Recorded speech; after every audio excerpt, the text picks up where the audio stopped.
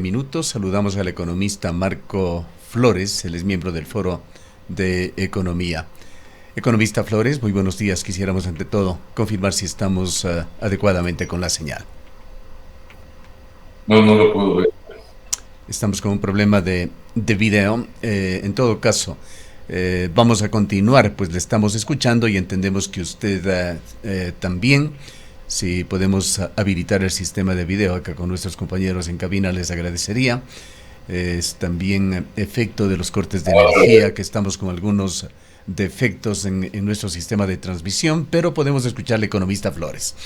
Quisiéramos analizar un poco cuál es la situación de Ecuador desde su punto de vista. Se habla de una mejor percepción internacional que ha elevado significativamente el valor en el mercado de los bonos ecuatorianos.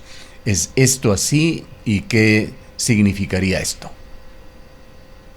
Buenos días, Gustavo. Saludo para usted, aunque no lo veo, y para toda su amable audiencia. Muchas gracias. En parte es así, pero el análisis tras de esa posibilidad es equivocado. ¿Cuál es la situación del Ecuador? La misma que antes.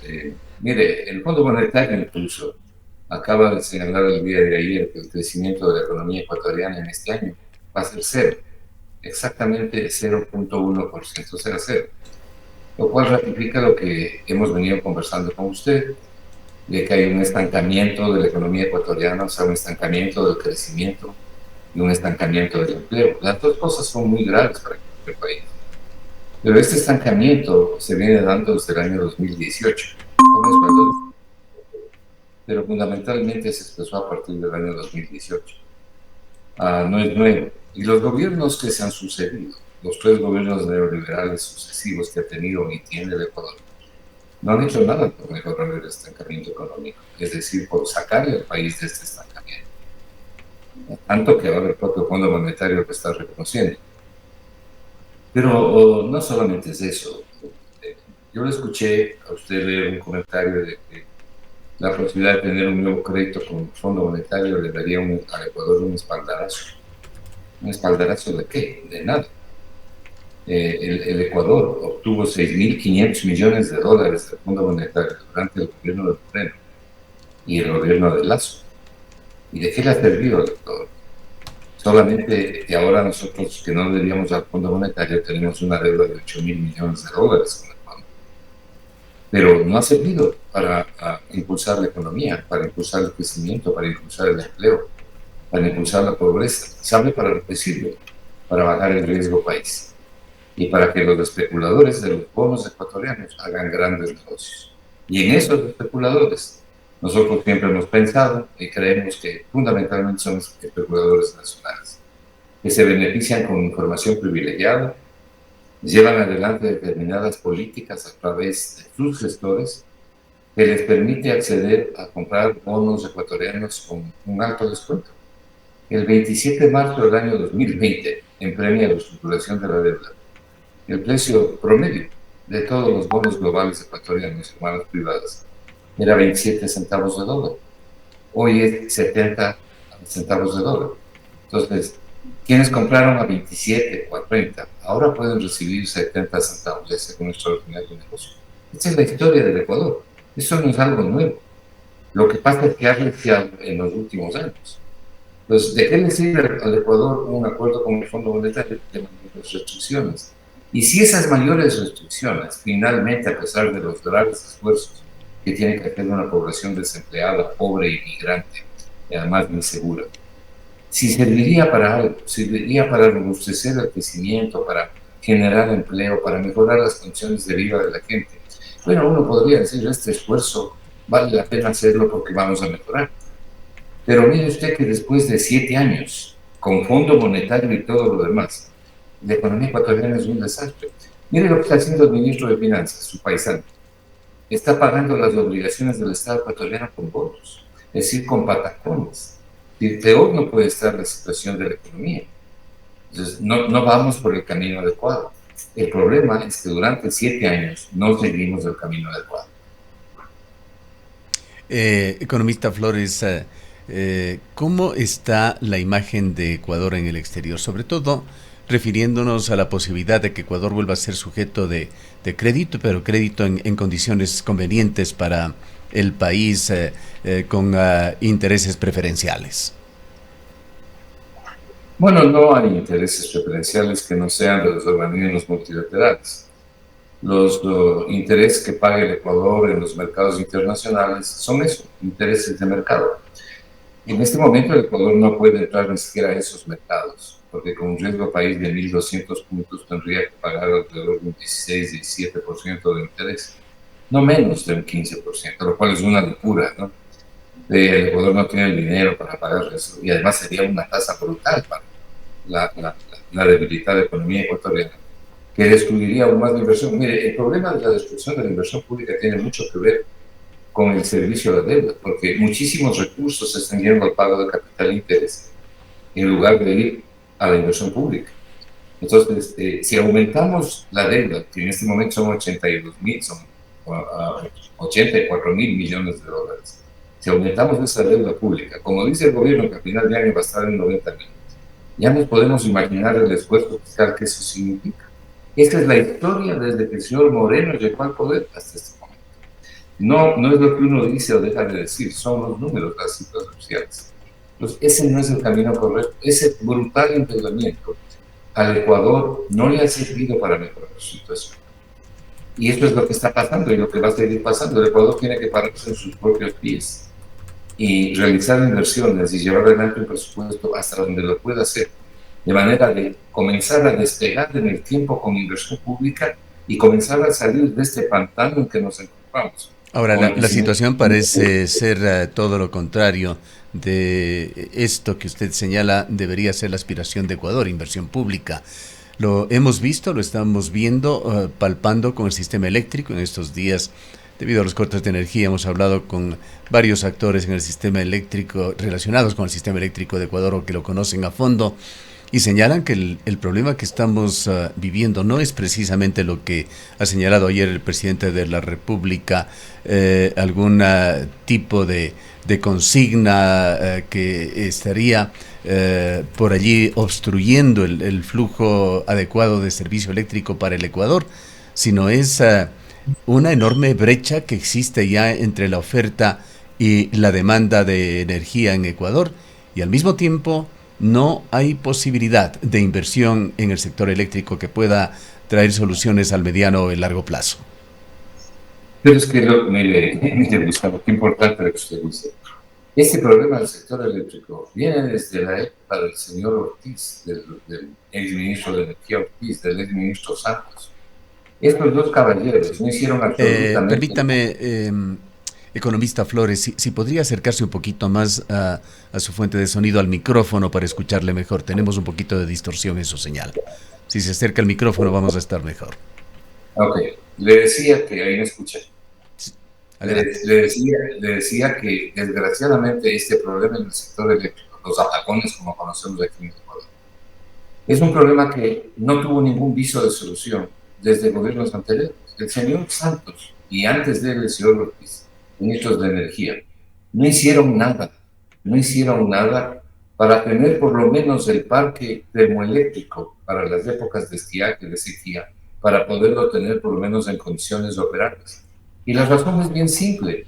Claro, se justifican que no realizaron la inversión. Debían haber realizado la inversión. Ecuador podría y debía haberlo hecho.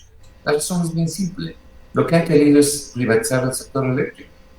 Entonces comenzamos a liquidar las empresas públicas, la inversión pública, para poderlas privatizar, para poderlas concesionar, que es la peor forma de privatización, por lo menos en estos campos que son cruciales. No es lo mismo concesionar una carretera en la que todos podemos estar de acuerdo, pero los principales activos del Estado están en energía, por ejemplo, ¿no? Entre estos del petróleo, la energía eléctrica, y no hicieron nada. Y ahora resulta que la nueva ministra, a quien observamos que el presidente le ha pedido la renuncia, en 4 meses tampoco ha hecho nada para por lo menos poner operativos el parque termoeléctrico, que es lo que siempre ha hecho el Ecuador en los momentos de estiaje. Entonces, el resultado es brutal para la economía y para los ecuatorianos. Estos cortes de energía que se están produciendo no están considerados en el crecimiento 0% del PIB. Si estos cortes continúan, y peor si continúan con extensión que estamos observando, van a llevar a un crecimiento negativo, es decir, a un decrecimiento de la economía. No se olvide usted, Gustavo, que todavía no llegamos al nivel de la economía del año 2019. ¿No? El año pasado cerró por debajo del año 2019 el crecimiento de la economía, o sea, el PIB ecuatoriano. Y es una verdadera tragedia. Esto nos debería decir que la política económica no es la correcta. Pero no quiero concluir este segmento sin decirle algo, porque me parece justo decir. La culpa de esto fundamentalmente lo tiene la gente. Yo ni siquiera le culpo ya tanto a los gobiernos. Los gobiernos han hecho lo que han hecho y lo que hemos visto, y siguen haciendo lo que estamos viendo, es decir, llevando la economía por un camino absolutamente equivocado. Gobiernos llenos de intereses en conflictos con el bien común, con unos gabinetes con profundo desconocimiento, con falta de formación, de conocimiento mínimo para guiar los destinos del país. Solamente analice el actual gabinete. El presidente de la República no solo debería pedir una renuncia, debería pedir la renuncia del medio gabinete, que tienen una capacitación mínima para poder conducir los destinos del país. Así no se puede. Pero la responsabilidad fundamental es de la gente. Porque los gobiernos, estos 3 últimos gobiernos, no llegaron a gobernar porque les puso la cigüeña, sino porque los puso la gente. Entonces la gente es responsable de lo que está pasando. El porcentaje que sea, no importa. La mayoría decidió algo. Hemos tenido 3 gobiernos neoliberales con los resultados que estamos viendo, que ellos mismos lo están diciendo, ¿no? Así que pongamos las cosas con la responsabilidad que cada cual tiene. Ahora, economista Flores, ya los organismos internacionales han dicho que Ecuador no va a crecer ni en un 2% en este 2024. Hemos escuchado a las autoridades nacionales, hablan de la urgencia y la necesidad de que el país facilite la inversión extranjera, y por ahí entra la pregunta de la consulta popular. Le hemos escuchado al primer mandatario diciendo que esto le permitirá a quienes tengan interés de invertir en Ecuador cierta seguridad jurídica, pero nos preguntamos si esta inversión extranjera, más allá de estos arbitrajes internacionales, va a llegar con apagones de entre 3 y 7 horas diarias, con actuaciones como la invasión a la embajada en México y otras acciones que de alguna manera quizás no han motivado que el riesgo país se eleve de manera importante en estos días, pero esto no le otorga seguridad jurídica a nadie, ni seguridad de otro tipo tampoco. Sí, quienes dicen eso parten de una premisa falsa, absolutamente. A ver, primero, los organismos internacionales, comentaba hace un momento que el Fondo Monetario el día de ayer dice que el crecimiento económico de este año va a ser cero crecimiento, lo cual es una tragedia en sí mismo, ¿no? Porque si usted tiene una tasa de crecimiento poblacional de 1.5 y el crecimiento económico es cero, la forma de equilibrar las dos tasas es solamente con pobreza, con precariedad, con migración, es decir, con malas noticias. Ahora, respecto de esto de los jueces internacionales, ¿no es cierto? Del arbitraje. Del arbitraje internacional. Esta es una barbaridad para el Ecuador. Mire, en el presupuesto del Estado actual hay por lo menos 2.400 millones en pasivos contingentes, es decir, posibilidad de que haya que pagar pagos de laudos arbitrales. La historia del Ecuador con los laudos arbitrales es terrorífica. El Ecuador le ha costado una pierna, un brazo y un ojo, ¿no? Y aquí hay determinados peritos que actuaron, siendo ecuatorianos, que actuaron contra el Ecuador. Uno de ellos escribe uno de los periódicos, fue funcionario del Lazo, y anda hablando en los medios, cuando debería estar callado, porque gracias a lo que hizo él, el Ecuador tuvo que pagarle a Perenco $400 millones y al occidente más de 1.200 millones. Pero el tema fundamental es que el Ecuador tiene un grave problema de administración de justicia. En el Ecuador no hay una administración de justicia imparcial. Mire, hay por excepción jueces, fiscales, en fin, que cumplen su trabajo. Pero que creen los ecuatorianos es que la administración de justicia, el Estado de Derecho en el Ecuador es deplorable. Entonces los ecuatorianos tenemos necesariamente que reconstruir el Estado de Derecho. Justamente esta situación de la justicia en Ecuador es lo que podría llevar a pensar de que con la intervención de tribunales externos, en este caso árbitros o mediadores, la confianza pueda restaurarse en esta parte que influye también en el déficit de inversión extranjera o en la falta de interés. Mire, una de las mentiras se les dice a la gente y es una mentira enorme, más enorme que una catedral, es que si nosotros tenemos jueces internacionales, entonces va a venir la inversión en Ecuador. Pero si durante muchos años hemos estado sujetos a los jueces internacionales y hemos reconocido los arbitrajes internacionales, la inversión ha sido un desastre.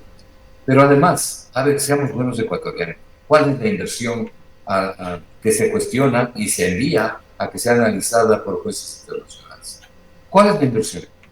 ¿Sabe cuál es la inversión? La inversión en petróleo y la inversión en minería, para de contar. Ahí está, por ejemplo, el Occidental, y claro, compañías mineras y compañías petroleras. Es que en el Ecuador no hay inversión. Lo que ellos llaman inversión es simplemente lo que hizo aquí la Texaco, ¿no? 500.000 barriles de petróleo derramados en la Amazonía sin que admitan la responsabilidad ni le indemnicen al Ecuador. Hablando Entonces, de cifras, permítame, economista Flores, hablando de cifras relacionadas con el arbitraje, quisiera contrastar con usted una cifra que nos entregó Alberto Acosta Espinosa. Él decía que Ecuador ha perdido juicios o mediaciones o arbitrajes en el exterior en temas públicos por el orden de 3.000 millones de dólares, cifra histórica acumulada que daba Alberto Acosta. ¿Puede usted confirmar que algo así esté sucediendo o haya sucedido, que efectivamente exista esa gigantesca pérdida que Alberto Acosta le ha llevado a calificar como una especie de industria esto del arbitraje? Y la ha calificado de manera correcta, como la califica Joseph Stiglitz, ¿no? Que llama el robo internacional contra los países en desarrollo. Yo creo que Alberto se ha quedado por... No recuerdo en este momento la cifra, he visto varias veces ya publicaciones, pero es bastante más que 3.000 millones de dólares. Bastante más que 3.000 millones de dólares de lo que ha pasado. Si puede acercarse un poquito al micrófono, nos ayudaría, por favor, economista Flores. Sí, estoy casi pegado a la pantalla. Ya, bueno, eso decía de lo que ha pagado el Ecuador por arbitrajes. Mire, solo a Perenco. Mire, ¿cómo puede ser posible? Lo que pasa es que o los ecuatorianos no quieren ver dónde está la verdad. Mire lo que pasó con Perenco. Cuando el señor Martínez en el gobierno de Moreno hizo su famosa remisión tributaria, que hasta ahora la tiene bajo 7 llaves, ¿sabe quién se acogió a la remisión tributaria? La empresa Perenco. Y le perdonaron capital, intereses y multas a la empresa. ¿Y sabe qué hizo luego la empresa? Nos demandó a los ecuatorianos en un laudo arbitral de estos, y los ecuatorianos tuvimos que pagarle 440 millones de dólares. Estas son las sinvergüencerías que se han hecho en el país y que le cuesta a la gente pobre. Por eso el estado de las carreteras, el estado de los hospitales, porque todas estas infamias se pagan cortando la inversión pública. Entonces, yo no estoy hablando de que todos los laudos arbitrales sean así, pero lo que sí le puedo decir, que este es un negocio internacional, donde hay grandes bufetes de abogados. Yo me comprometo a enviarle luego de entrevista un artículo para que usted y Rosana lo analicen, de lo que están diciendo las propias entidades internacionales de los laudos arbitrales. Lo que pasa es que aquí nomás en el Ecuador hay interesados en todo eso. Lo que nosotros estamos es administrar que se administre una buena justicia, que tengamos un buen Estado de Derecho. Y por último, ¿qué cree usted que las empresas internacionales, si es que hay jueces corrompidos o fiscales corrompidos, que los hay en el Ecuador? Sin duda los hay. Como estamos viendo, ¿no? Como estamos viendo justamente en estas últimas semanas. ¿Qué cree que ellos no tienen capacidad de acercarse? El problema de Ecuador es mucho más profundo y mucho más grave. Es un problema de reconstrucción del Estado de Derecho y de la administración de justicia. Entonces, totalmente opuesto a que el Ecuador nuevamente caiga en manos de arbitrales internacionales porque no le han beneficiado en nada. Y no es verdad que con eso viene la inversión. Ya le digo, mire usted, todos los laudos arbitrales están concentrados en petróleo y minería. Bien, quisiera preguntarle, economista Flores, ¿qué pasó con esa misión del Fondo Monetario Internacional? Me parece que hace 2, quizá 3 semanas visitaba Ecuador, hablaba con estamentos del gobierno y hablaba con el sector privado, pero no hemos vuelto a tener más noticias de esa misión. Como se suele decir en quiteño o en ecuatoriano, así mismo es. Es decir, estas misiones, este es otro problema, el tema de las misiones. Mire, yo estuve leyendo hace pocos días el discurso de la señora Kristalina Georgieva, que es la directora del Fondo Monetario, que quiere reelegirse un nuevo periodo de 5 años. Ella ya cumple su periodo y quiere un nuevo periodo de 5 años. Entonces, cuando usted le oye lo que ella está diciendo, es como que usted estuviera oyendo a Joseph Stiglitz. Saca su mejor discurso de la inclusión económica, entonces dice que tiene que primar la equidad, que hay que fortalecer la inversión pública, lo que decimos nosotros, los economistas que no estamos en la olla neoliberal. Pero resulta que las misiones del Fondo Monetario y la burocracia del Fondo Monetario le ponen al Ecuador contra las cuerdas. Entonces, lo primero que hay que hacer en un acuerdo con el fondo es destruir la inversión pública para pagar la deuda. El fondo mismo dice que su principal preocupación es el pago de la deuda. Pero más allá del Fondo Monetario, que ya es lo suficientemente grave esa condicionalidad, peor aún en un momento de estancamiento económico. Lo peor que el fondo son los neoliberales criollos, porque ellos están llenos de intereses, defienden intereses de terceros. Por lo menos el Fondo Monetario, lo que dice y busca es el pago de la deuda, pero no tienen intereses personales. En cambio, los neoliberales criollos sí los tienen. Y esto nos ha llevado a la tragedia de tener 8 años cero crecimiento económico y tener la economía en el estado de postración en que estamos.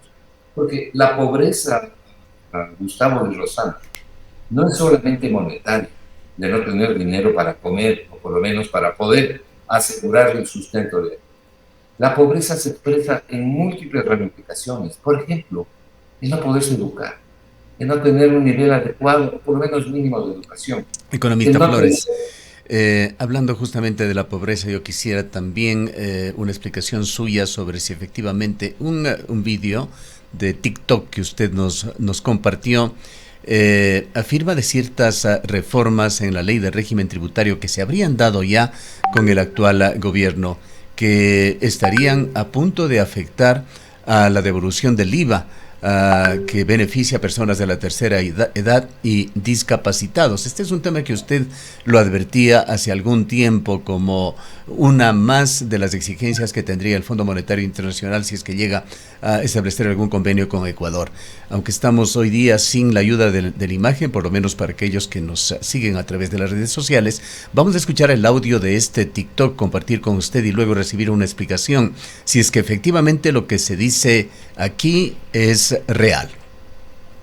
Y ya podemos decirle adiós a la devolución del IVA de adultos mayores. Es un tema que les venía diciendo desde el año anterior, que cada vez quieren hacerlo más complicado. Y muchos dirán no se va a eliminar la devolución, pero sí lo que están haciendo por ahí es una jugada jurídica, ya que la mayor parte de adultos mayores en este caso son sus familiares, sus hijos. Algunos adultos mayores ellos no pueden salir a comprar por sí solos. Y lo que pide esta nueva ley es que la devolución del IVA se la haga en el establecimiento. Ustedes mismos pueden ir a visitar las leyes aprobadas por la Asamblea Nacional del Ecuador y van a encontrar en específico esta ley orgánica para el fortalecimiento de las actividades turísticas y fomento del empleo. Si la abrimos, como pueden ver, ya está en registro oficial. Nos dirigimos hacia el capítulo 2, reformas a la ley de régimen tributario interno. Y en el artículo 16, textualmente dice, en el primer inciso del artículo enumerado agregado a continuación del artículo 74, agréguese a continuación de la frase uso de consumo personal el siguiente texto. Y es aquí donde viene la trampa. Recuerden que generalmente esta devolución del IVA de adultos mayores uno lo puede hacer en línea, y como normalmente se estaba haciendo la devolución, aunque se habían atrasado en estos últimos pagos, pero ahora ya por completo quieren terminar con toda esta devolución, ya que dicen que ahora la devolución será en establecimientos autorizados por la administración tributaria y conforme a los requisitos que se establezcan en el reglamento de esta ley. Se prevé que para mayo ya esté listo el reglamento, pero desde ya les anticipo, como el SRI o como el gobierno sabe que la mayor parte de adultos mayores no es que ellos vayan a comprar en el establecimiento, sino que ellos luego solicitan la devolución, entonces ahora dicen les vamos a hacer de forma automática y ahí quieren engañar a la gente. O sea que un adulto mayor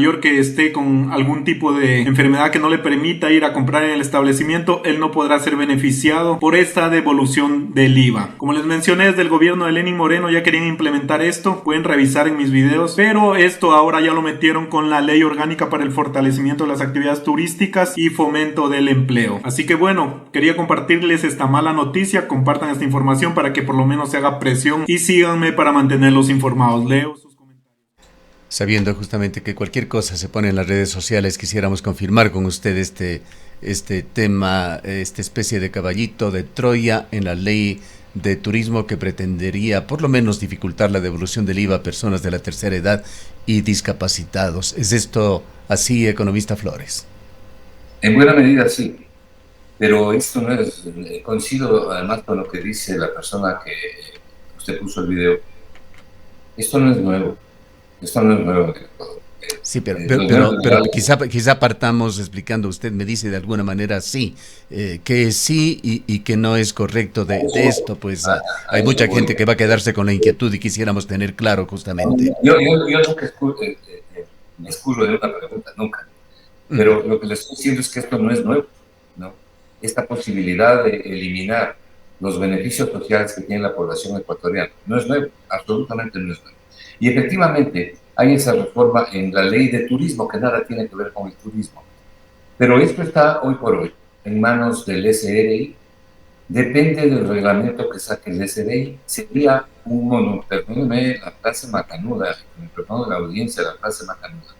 Sería un monumento a la estupidez exigir que los adultos mayores, para que obtengan la devolución del IVA, tengan que ir personalmente a hacer las compras. La mayoría de ellos no pueden caminar. ¿No? Entonces, un verdadero absurdo. Así que hay que estar más bien atentos a lo que diga el SRI y cuál sea el reglamento que expida el SRI. Pero, por otro lado, una de las prioridades que un ministro de Finanzas debería tener es devolver el IVA a los adultos mayores que viven en el Ecuador. Prácticamente todos, los que no vienen de familias acomodadas, viven con las justas y con grandes penurias, y hay mucha gente que vive en la miseria. Lo primero que se debe hacer es por lo menos devolverles el IVA y también designar, y no solamente designar, sino entregar las asignaciones para los niños ecuatorianos, especialmente para los del sector público, escuelas públicas, colegios, en fin.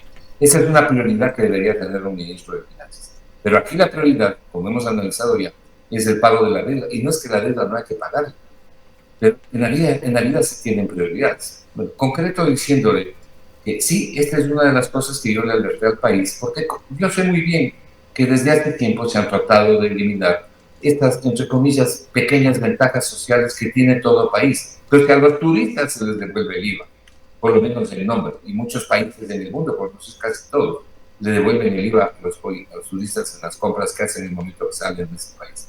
¿Cómo no vamos a devolver aquí el IVA a gente que vive en el estado de estrechez que se vive en el Ecuador? Así que, a estar atentos con lo que haga el SRI, ¿no? Bien, para quedarnos con un tema concreto en algo muy importante, economista Flores, se evidencia de que hay falta de liquidez aquí en el Ecuador y esto está generando problemas a nivel público.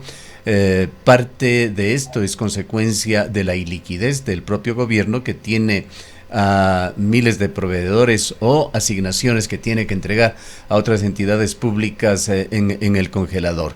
En esto, y le ruego brevemente porque estamos ya sobre el tiempo, en no más de 30 segundos, nos explique usted cuál es el estado de situación de la economía ecuatoriana.